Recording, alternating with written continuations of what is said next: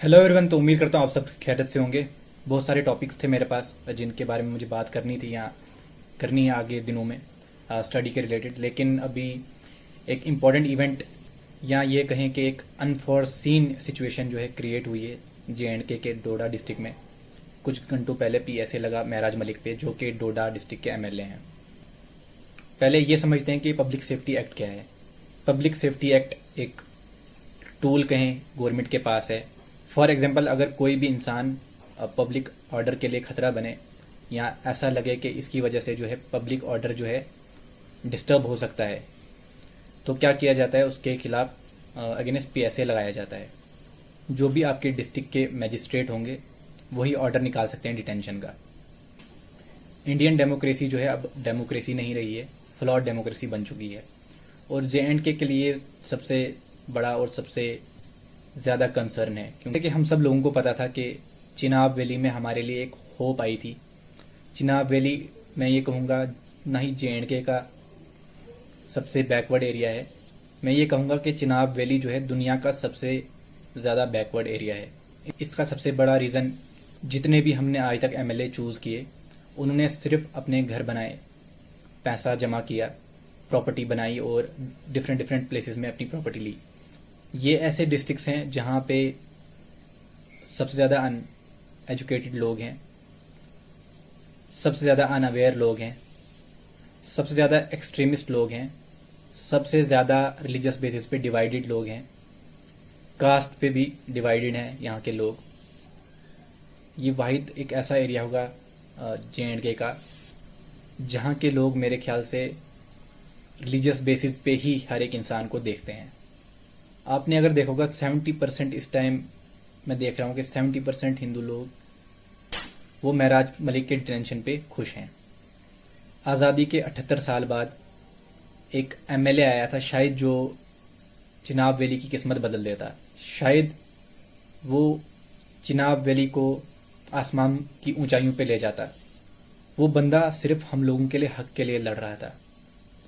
वो एक बंदा है जो गरीब फैमिली से उठ के आया है, जिसने परेशानियों और दुखों को अपने गले लगाया है। उससे ज़्यादा इस दुनिया में कोई भी एक आम इंसान का दर्द नहीं समझ सकता है, एक गरीब इंसान का दर्द नहीं समझ सकता है। ये सारे लोग जो हैं डिवाइड हो गए होंगे। कुछ लोग जो हैं हरविंदर सिंह के फेवर में होंगे और कुछ महराज मलिक के फेवर में होंगे। लेकिन जिस तरह से एक इलेक्टेड मेंबर को आसानी से डिटेन कर लिया गया, इसका मतलब यह है कि एक कॉमन इंसान, एक आम आदमी जो है, उसके साथ क्या हो सकता है। एक ऐसे मुल्क में रह रहे हैं जहाँ पे आपकी ज़बान जो है शायद आसानी से दबा ली जाए। हरविंदर सिंह जो कि एक IAS ऑफिसर हैं 2016 बैच के, उनके फादर ड्राइवर थे और उनको बहुत ज़्यादा मुश्किल आई अपनी IAS की जर्नी में।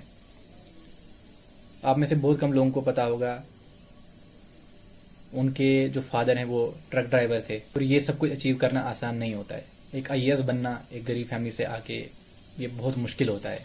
मुझे कुछ जो महराज मलिक की बातें जो हैं लगता है कि वो गलत थी और उस तरह से उन्हें नहीं बोलना चाहिए था, लेकिन हरविंदर सिंह ने इस चीज़ को अपने ईगो पे लेकर उनको डिटेन कर दिया, जो कि लोगों के द्वारा चुना गया था।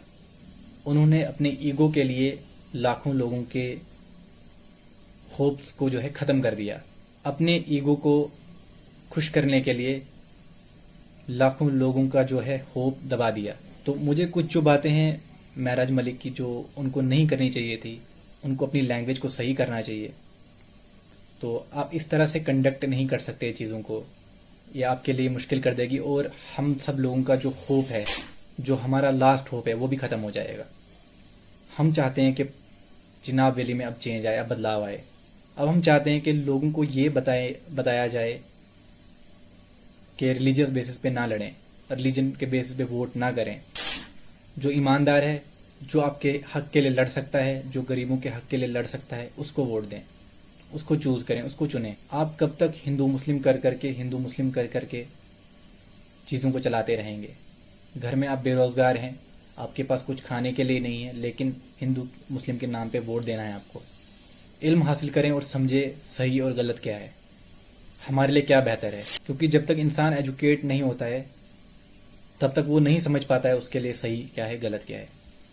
JNK में चिनाब वैली एक ऐसा एरिया है जहाँ के मोस्ट ऑफ द पीपल जो हैं अनएजुकेटेड हैं। बुरा मानने की बात नहीं है, आपको मैक्सिमम लोगों को पता है कि हमारे जो डिवीज़न है उसमें क्या हालात हैं। लोग चरस में, शराब में, जुए में, हर तरीके से डूब गए हैं। तो उन्हें कोई फ़र्क नहीं पड़ता है कि आसपास क्या हो रहा है, चाहे उनकी जो है ना वो पूरे बर्बाद हो जाएं, वो ख़त्म हो जाएं, उन्हें कोई फ़र्क नहीं पड़ता है। तो इस चीज़ से हमें निकलना होगा। महरज मलिक के लिए ज़रूर सपोर्ट दिखाएं अपना, क्योंकि वो एक वाहिद एमएलए है J&K में इस टाइम, जज्बा रखता है कि गरीबों का हक उन्हें मिले। तो हिंदू भाइयों से ये रिक्वेस्ट है कि उसको मुसलमान की नज़र से नहीं देखें। आप मुसलमानों से प्रॉब्लम होती है तो आप उसको मुसलमान की नज़र से नहीं देखें, आप उसको एक इंसान की नज़र से देखें।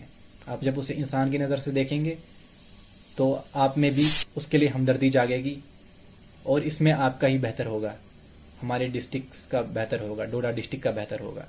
इससे ज़्यादा आपको क्या चाहिए अगर आप डोडा के रहने वाले हैं।